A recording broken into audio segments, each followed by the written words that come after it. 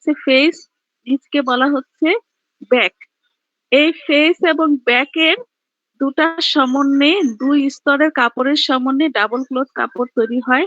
যখন নাকি তাঁতিরা ছোট তাঁতে বড় বহরের কাপড় বয়ন করতে পারে না, তখন কাপড় ভাঁজ করে বয়ন করা হয়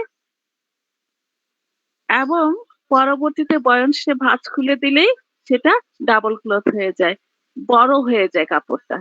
এই ভাঁজ করে তৈরি করা হয় বলে একে প্লাই কাপড়ও বলা হয়। তাহলে কি বুঝলাম আমরা? ডাবল ক্লথ কি, প্লাই কাপড় কি সেটা আমরা বুঝলাম।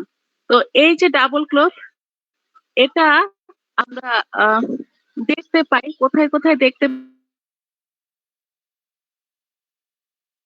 বিছানা চাদর ইত্যাদি তৈরিতে এই ধরনের কাপড় বা এই ধরনের প্রসেস ব্যবহৃত হয়। তা এখন দেখি ডাবল ক্লথ এর শ্রেণী বিভাগ। শোনা যাচ্ছে তো এ পর্যন্ত সব কথা?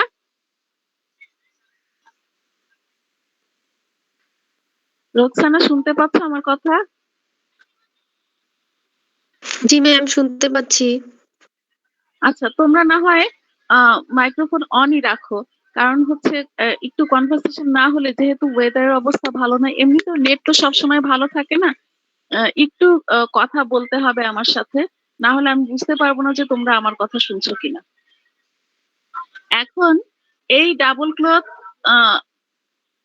বললাম, উপরে একটি স্তর থাকে, নিচে একটি স্তর থাকে। উপরের স্তরটাকে বলা হবে ফেস ক্লথ, নিচেরটাকে বলা হবে ব্যাক ক্লথ, বা উপরেরটাকে টপ ক্লথ, নিচেরটাকে ব্যাক ক্লথ বলা হবে। টপ এবং ব্যাকের একটি করে ওয়ার্ক, একটি করে ওয়েফট থাকবে। টপ ওয়ার্ক, টপ ওয়েফট, কিংবা face warp, face weft, back warp, back weft. ঠিক আছে? তাহলে এই হচ্ছে ডাবল ক্লথ। এখানে ডাবল ক্লথের সংজ্ঞার পরে আমরা যাচ্ছি শ্রেণী বিভাগে। শ্রেণী বিভাগে আছে হচ্ছে ডাবল ক্লথকে ৫টি ভাগে ভাগ করা যাচ্ছে। তার মধ্যে ১ নাম্বার হচ্ছে সেলফ স্টিচ ডাবল ক্লথ। এরপরে centre stitch double cloth, double cloth stitch by thread interchange, double cloth stitch by cloth interchange. একবার হচ্ছে থ্রেড ইন্টারচেঞ্জ, একবার হচ্ছে ক্লথ ইন্টারচেঞ্জ। এরপরে হচ্ছে alternate simple ply and double ply construction. এই হচ্ছে ৫টি প্রকার। নামটি শুনতে একটু শক্ত লাগলেও, কঠিন লাগলেও, আমরা যখন ভেতরে ঢুকে যাব তখন আর এত শক্ত বা কঠিন মনে হবে না। দেখো, সেলফ স্টিচ, সেলফ মানে নিজে, স্টিচ মানে সেলাই বা সেলাই। আচ্ছা, নিজে নিজে সেলাইয়ের একটা ব্যাপার থাকে। এখানে ডাবল ক্লথের প্রথম শ্রেণী বিভাগে আমরা বলছি সেলফ স্টিচ ডাবল ক্লথ। এটার কি বিশেষত্ব একটু বলি। এই ডাবল ক্লথে স্টিচিং পয়েন্টে নিজস্ব সুতা ব্যবহার করা হয়। ডাবল ক্লথে অবশ্যই অবশ্যই স্টিচিং পয়েন্ট থাকে, স্টিচ থাকে। স্টিচ না থাকলে তাকে ডাবল ক্লথ বলা যায় না। এই ডাবল ক্লথে বলা হচ্ছে যে নিজস্ব সুতা দ্বারা স্টিচিংটা করা হয়, অর্থাৎ মূল বুননে ব্যবহৃত টানা সুতা অথবা পরেন সুতা যে কোনো একটি দিয়ে সুবিধাজনক স্থানে স্টিচিং করা হবে। বুঝেছি? বুঝতে পেরেছি? জি ম্যাম। সানজিদা, বুঝেছো?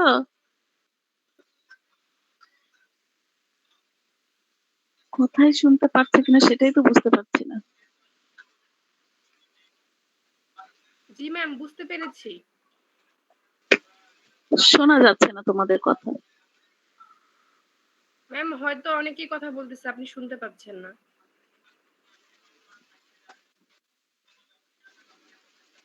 আচ্ছা, আমরা একটুখানি বইটা দেখবো। হ্যাঁ, ম্যাডাম যেটা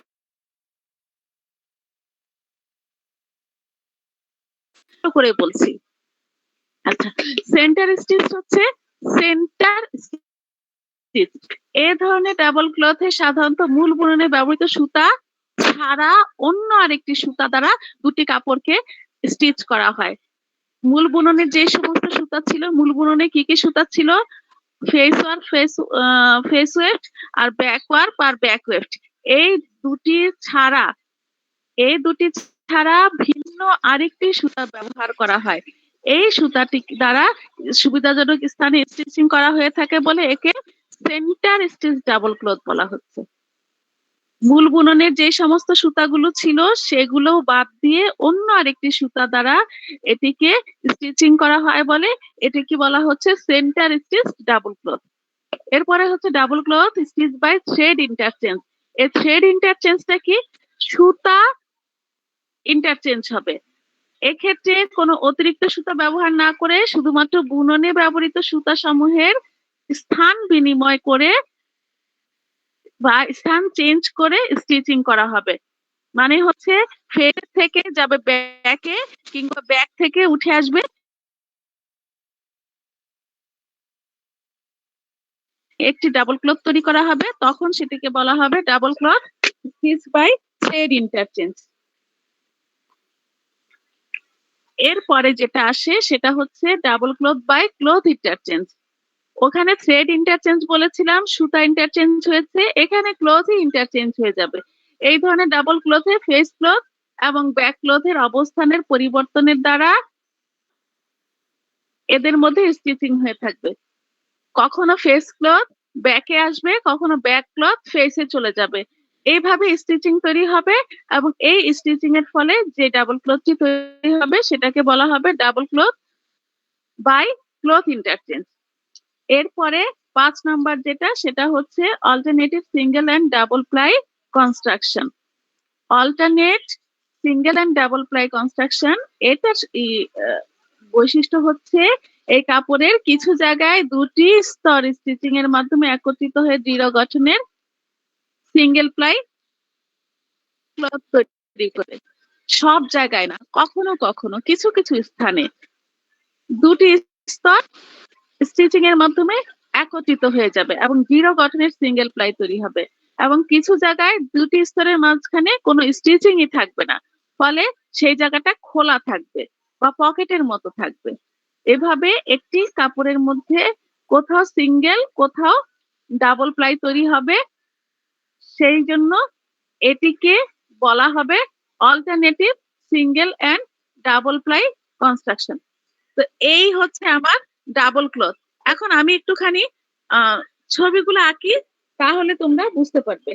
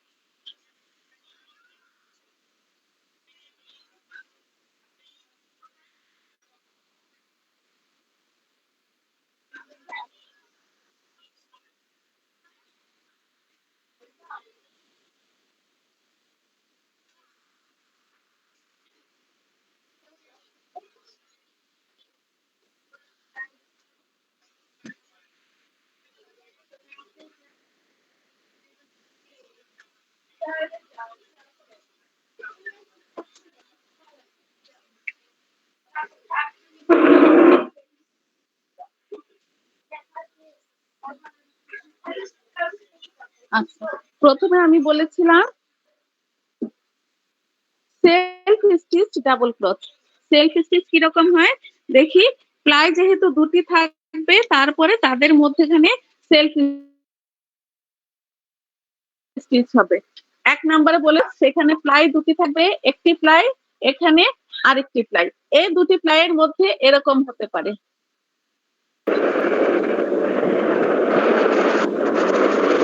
এগুলো হচ্ছে স্টিচিং পয়েন্ট। এটা হচ্ছে টপ, এটা হচ্ছে ব্যাক।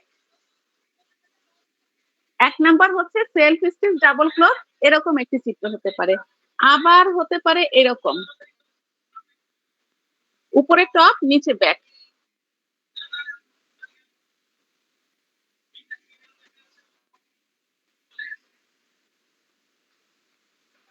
এটা একটি চিত্র হতে পারে, এটি একটি চিত্র হতে পারে।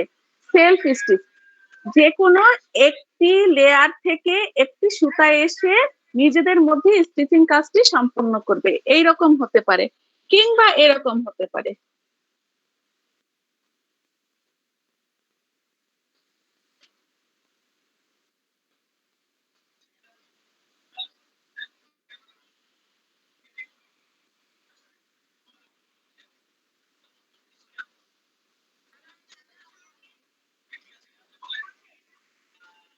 এরকমও হতে পারে। ঠিক আছে, এটা হচ্ছে সেলফ স্টিচ।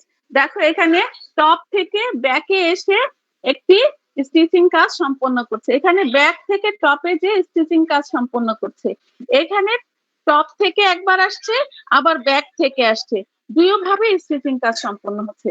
এটা হচ্ছে সেলফ স্টিচ ডাবল ক্লথ।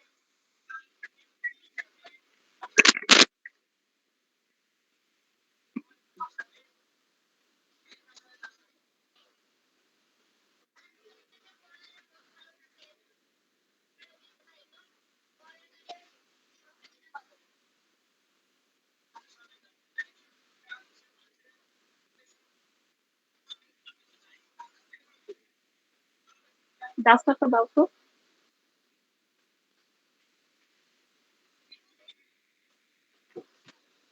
আচ্ছা, এরপরে হচ্ছে centre stitch double cloth 2 number.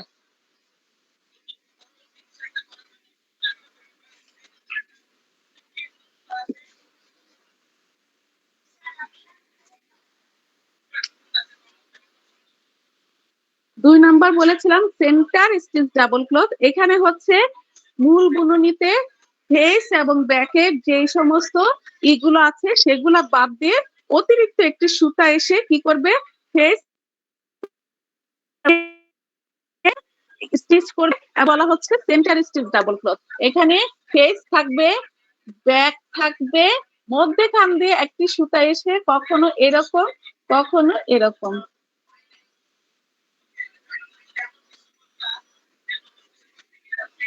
এটা হচ্ছে সেন্টার স্টিচ ডাবল ক্লথ। এখানে কখনো লাগছে, আচ্ছা, এটা হচ্ছে সেন্টার স্টিচ ডাবল ক্লথ। মূল বুননিতে ফেস ক্লথ এবং ব্যাক ক্লথ এর যে ওয়ার্ক ওয়েট দুটি ঠিক থাকছে, একটি অতিরিক্ত সুতা এসে কি করছে, দুটি কাপড়ের মধ্যে স্টিচিং কাজটি সম্পন্ন করছে এবং এটিকে বলা হচ্ছে সেন্টার স্টিচ ডাবল ক্লথ। এরপরে হচ্ছে double cloth stitched by thread interchange.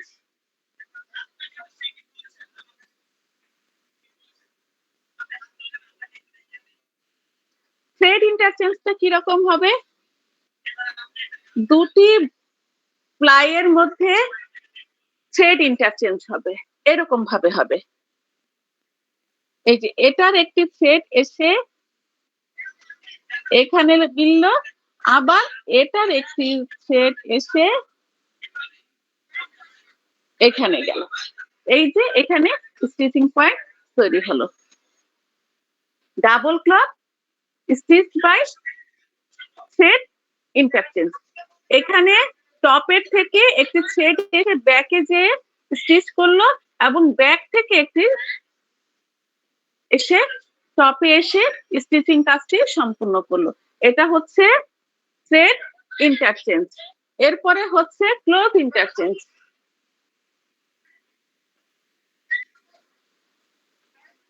Cloth interchange কিরকম হবে,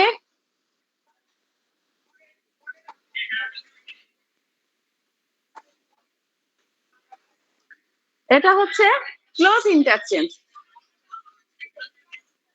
দুটি প্লাই থাকবে, দুটি প্লাইয়ের কখনো কখনো টপ ক্লথটি ব্যাকে এসে এবং কখনো কখনো ব্যাক ক্লথটি টপে যে যখন স্টিচিং কাজটি সম্পূর্ণ করছে তখন বলা হচ্ছে cloth interchange.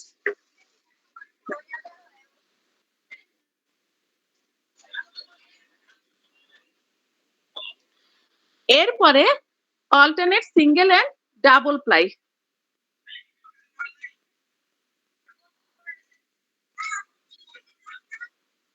Alternate single and double ply যখন আমরা আঁকছি তখন কিরকম হবে দেখি।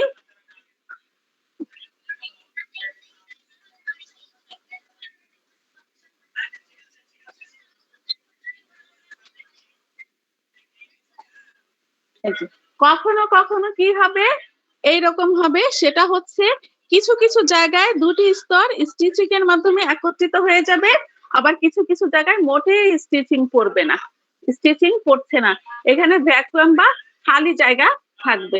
দুটি জায়গায় একত্রিত হয়ে গিয়েছে স্টিচিং এর মাধ্যমে, কখনো স্টিচিং পড়ছে না।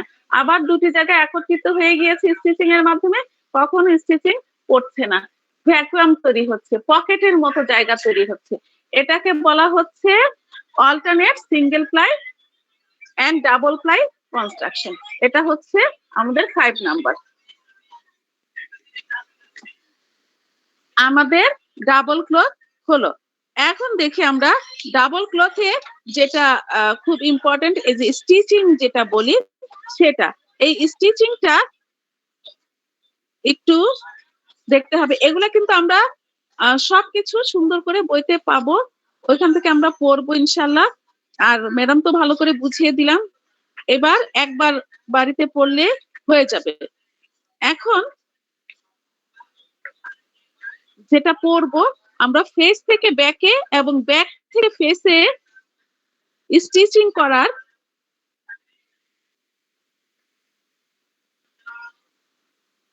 প্রসেস এবং সুবিধাজনক স্থানে স্টিচিং পয়েন্ট নির্ণয় করা। ফেস থেকে ব্যাকে এবং ব্যাক থেকে ফেসে।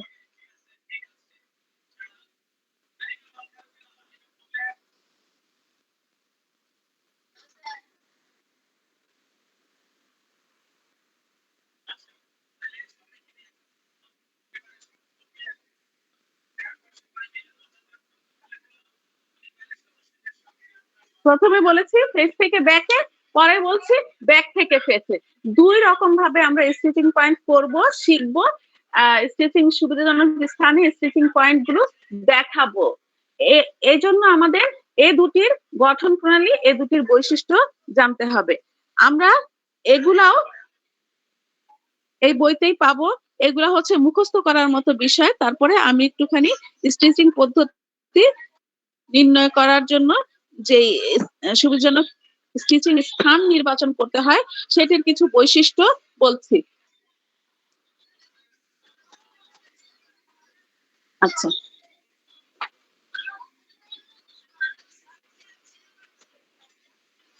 ফেস থেকে ব্যাক এবং ব্যাক থেকে ফেস, দুভাবে আমরা স্টিচিং পয়েন্ট, স্টিচিং স্থান নির্ণয় করব। আমরা এখানে দাগ দিয়ে নিব। কারো কাছে বই আছে? কারো কাছে বই আছে? জি ম্যাম আছে। আচ্ছা, তাহলে 146 পৃষ্ঠা বের করে একটুখানি করে নেই, কারেকশন করে নেই। এখানে আমি একটু কারেকশন করে দিয়েছি। আছে? পেয়েছি 146 পৃষ্ঠা? জি ম্যাম পেয়েছি। আচ্ছা, 146 পৃষ্ঠায় আছে সুবিধাজনক স্টিচিং স্থান নির্বাচন, আছে না? জি ম্যাম। আচ্ছা, সেখানে দেখো এই যে প্রথম থেকে যে এইটা প্যারাটা সেটা তো পড়বই, তারপর ব্যাক থেকে ফেসে স্টিচিং পদ্ধতির জন্য যেই শর্ত পালন করতে হবে সেগুলো হচ্ছে এইরকম। এখানে 1 2 3 নাম্বারে যে দেখো ফেস ক্লথের উপরের পার্শ্বে ফেস ওয়েভ সুতাটি দেখা যাবে না, লিখো, সহজ করে লিখো, কেটে দাও বাকি অংশগুলো। ফেস ক্লথের উপরের পাশে ফেস ওয়েভ সুতাটি, ম্যাম পুরো লাইনটা কেটে দিব তারপরে? না, সুতাটির পরের লাইনটি কেটে দাও, শুধু লিখো দেখা যাবে। এখানে কঠিন করে লেখা আছে, আমি সহজ করে দিয়েছি। ফেস ক্লথের উপরের পাশে ফেস ওয়েভ সুতাটি দেখা যাবে না, এটুকু হবে, এরকম হবে। হলো? জি ম্যাম। আচ্ছা, তারপরে 4 নাম্বারে দেখো 4 নাম্বার স্টিচিং বিন্দুটি অবশ্যই নিচের দিকে ব্যাক ক্লথের লেভেলে প্রবেশের প্রবণতা থাকবে।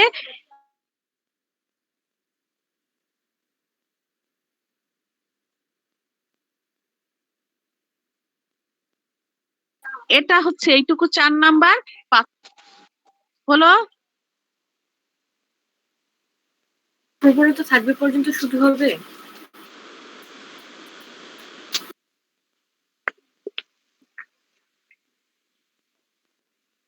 হ্যাঁ, থাকবে পর্যন্ত হবে, তারপর এবংটা কেটে দিব আর নিচে লিখবো 5 নাম্বার। ইহা ব্যাক ক্লথের নিচের পাশে পাশাপাশি অবস্থিত দুটি পরেন ভাষা দ্বারা আবৃত থাকবে।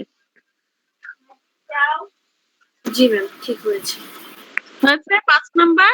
আচ্ছা, একইভাবে ব্যাক ফেস থেকে ব্যাকে স্টিচিং করার পদ্ধতি শত নিচে লেখা আছে, দেখো 1 2 3 আছে না? জি ম্যাম। হ্যাঁ, 1 নাম্বার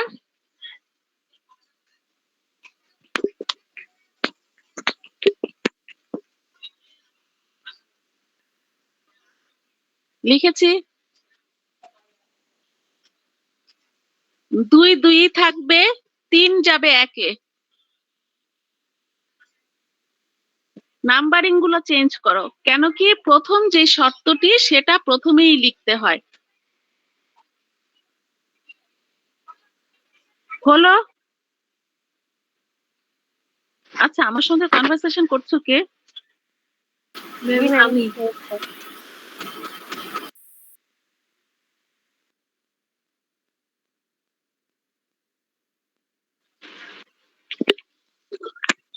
আমি কে? আমি তো এখন হচ্ছে বোর্ড দিয়ে রেখেছি, আমি কে বুঝতে পারছি না। ম্যাম রুকসানা? নওশিন কথা বলছে। না ম্যাম নওশিন। নওশিন। আচ্ছা, নওশিন বুঝতে পেরেছো? 1 নাম্বার হবে 3 জি নাম্বার, ম্যাম। 2 2 থাকবে, 3 হবে 1 আর 4 নাম্বার 4 নাম্বারই থাকবে। আচ্ছা, জি এই ম্যাম। হচ্ছে আমাদের পয়েন্ট। এই পয়েন্টগুলো আমাদের মুখস্থ করে ফেলতে হবে। মুখস্থ করে ফেললে পরে তারপরে আমরা কি করব? আমরা ফেস থেকে ব্যাকে, ব্যাক থেকে ফেসে স্টিচিং পয়েন্ট নির্ণয় করব। এখন দেখি এগুলা কি কি শর্ত লেখা আছে, একটুখানি পড়ি বুঝি। ঠিক আছে? ম্যাম, একটা কথা, এখানে কি 5 নম্বর দিয়ে দিব হ্যাঁ, আগেরটার মতো? আগেটার মতো 5 নম্বর কি দিয়ে দিব এখানেও? হ্যাঁ দেয়া যায়। ওখানে 5টি আছে, এখানেও 5টি দিতে পারো। এবং এর পরে এবংটা কেটে এখানে এটি 5 5 বসাই দিব। নাম্বার 5 বসায় দিলা। হ্যাঁ, জি ঠিক আছে।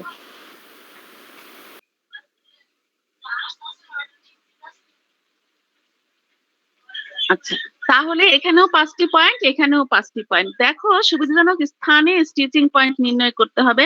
আমাদের স্টিচিংটা দিতেই হবে, না হলে তো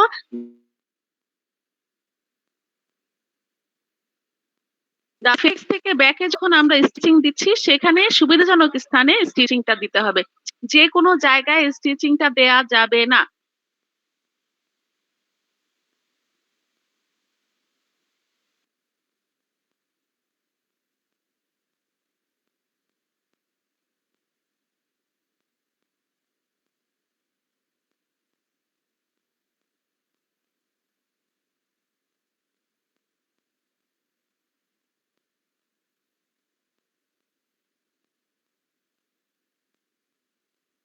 পেয়েছি আমরা, যেমন একটু নিচে আন্ডারলাইন করব, আন্ডারলাইন করলে পড়তে সুবিধা হবে। পেয়েছি? জি ম্যাম পেয়েছি। যেমন যেমন পাইনি। হ্যাঁ, ইয়েস, যেমন।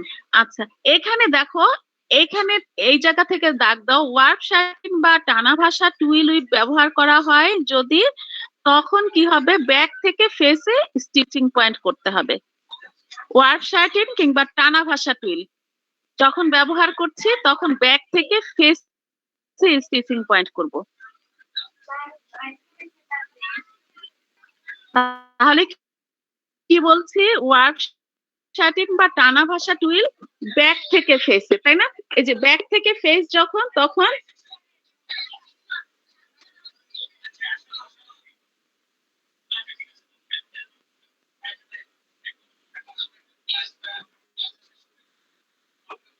টানা ভাষা টুইল, ঠিক আছে? ব্যাক থেকে ফেসে যখন হবে ওয়ার্প শাটিন বা টানা ভাষা টুইল। এই যে ওয়ার্প শাটিন বা টানা ভাষা টুইল যখন আমরা করছি, তখন ব্যাক থেকে ফেসে যদি স্টিচিং করি তাহলে সেটি সুবিধাজনক হয়। আর যদি ওয়েব শাটিন বা ফরেন ভাষা টুইল করি, জাস্ট এর বিপরীত।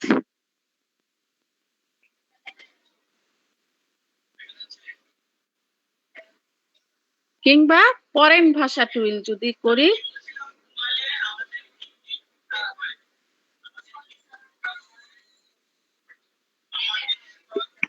যদি মূল ডিজাইন ওয়েব শাটিন বা ফরেন ভাষা টুইল করি তাহলে ফেস থেকে ব্যাকে, এবং মূল ডিজাইন যদি ওয়ার্প শাটিন বা টানা ভাষা টুইল করি তাহলে ব্যাক থেকে ফেসে স্টিচিং করা সুবিধাজনক। খুবই ইম্পর্টেন্ট দুটি পয়েন্ট। তাহলে ব্যাক থেকে ফেসে যখন স্টিচিং পয়েন্ট করব তখন আমাদের একটি শাটিন কিংবা টানা ভাষা টুইল, ওয়ার্প শাটিন কিংবা টানা ভাষা টুইল রাখতে হবে। আমরা যখন ফেস থেকে ব্যাকে আমরা স্টিচিং পয়েন্ট করব তখন ওয়েব শাটিন বা ফরেন ভাষা টুইল আমাদেরকে আঁকতে হবে। এই দুটি ইম্পর্টেন্ট কথা আমরা এখানে লিখে রাখলাম। এখন দেখি শর্ত সমূহ কি কি।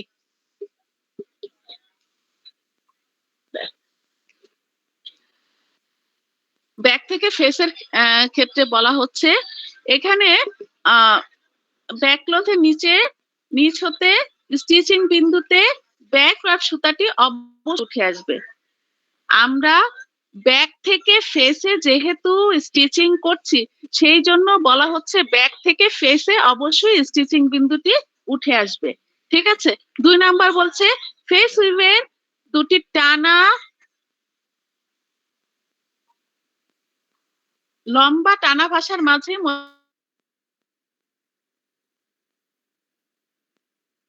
মোটামুটি কেন্দ্রের দিকে, লম্বা টানা মোটামুটি কেন্দ্রের দিকে আমাদের কি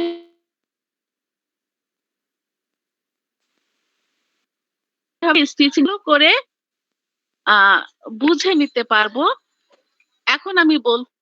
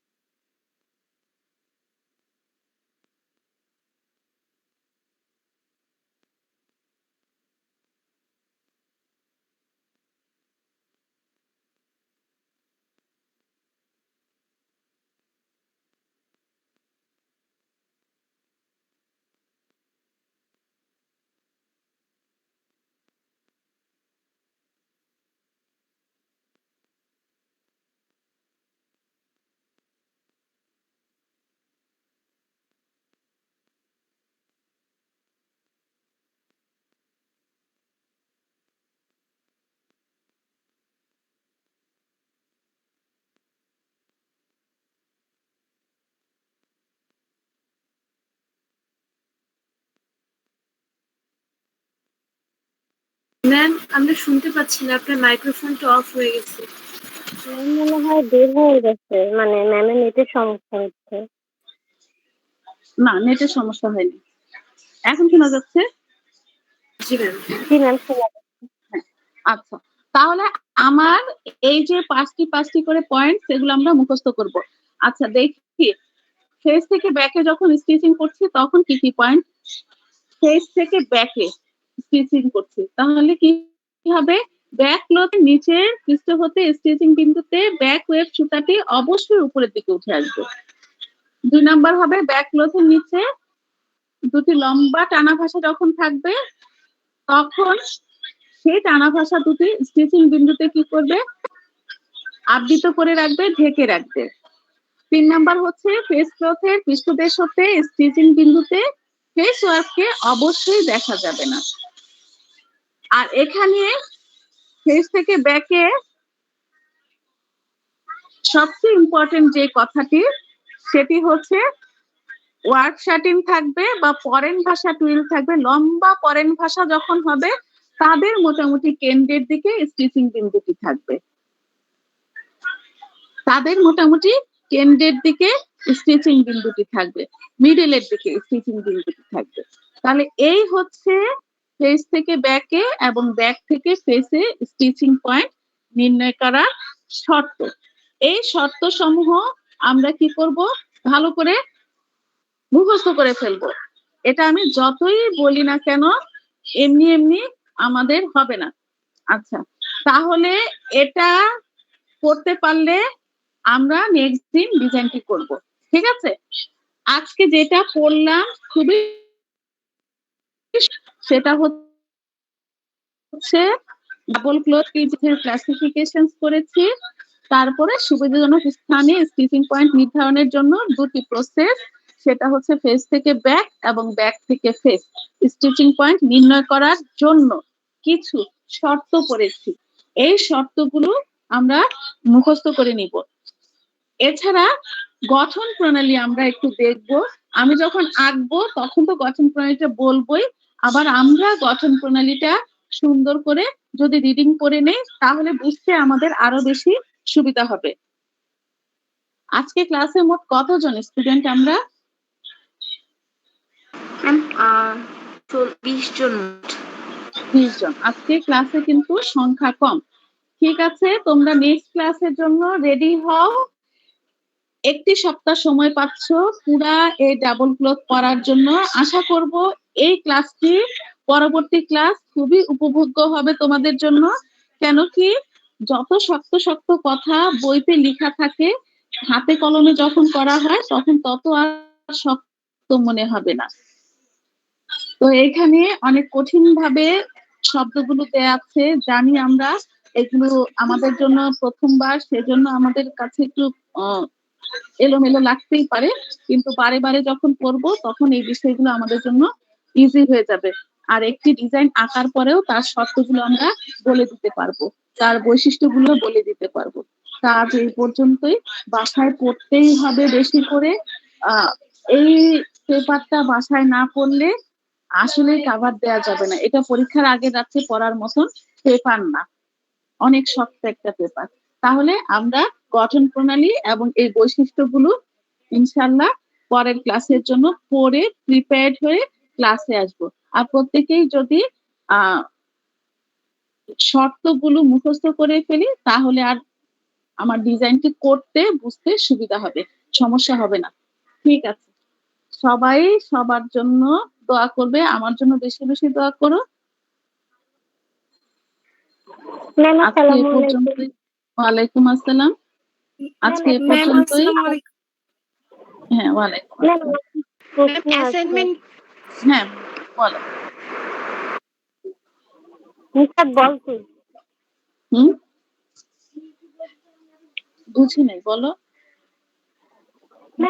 আমাদের গ্রুপ 9 আর কি অ্যাসাইনমেন্টের একটু সমস্যা হচ্ছে আমাদের জন্য।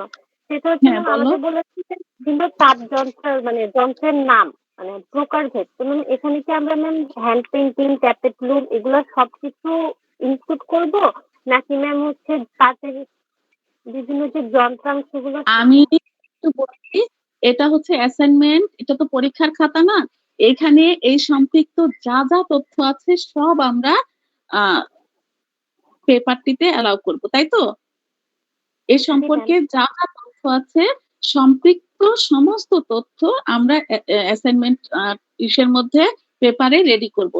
অ্যাসাইনমেন্ট তো এটা তো সময় নির্ধারণ করে দেওয়া নাই, আর হচ্ছে না দেখে লিখেও বলা নাই, কাজেই মোটামুটি হবে সেই রকম ভাবে আমরা লিখব। ঠিক আছে?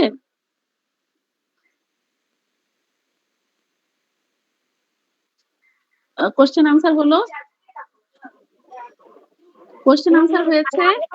শুধু কনফিউজ হয়ে গেছি যে গ্রুপের মধ্যে যে আসলে ম্যাম কোনটা লিখবো, মানে প্রকারভেদ গুলার পুরোটা ডিটেলস লিখবো নাকি ম্যাম হচ্ছে আমরা ওই যে আমাদের হাসিনা রাকিবা ম্যামের একটা বই আছে, তো ওইখানে হচ্ছে তাঁতের বিভিন্ন যন্ত্রাংশের নাম আছে, মানে তাতে কি কি যন্ত্রাংশ তাঁতের থাকে। যন্ত্রাংশের কথা তো বলা হয় না, তাঁত যন্ত্রের প্রকারভেদ বলা হয়েছে সম্ভবত।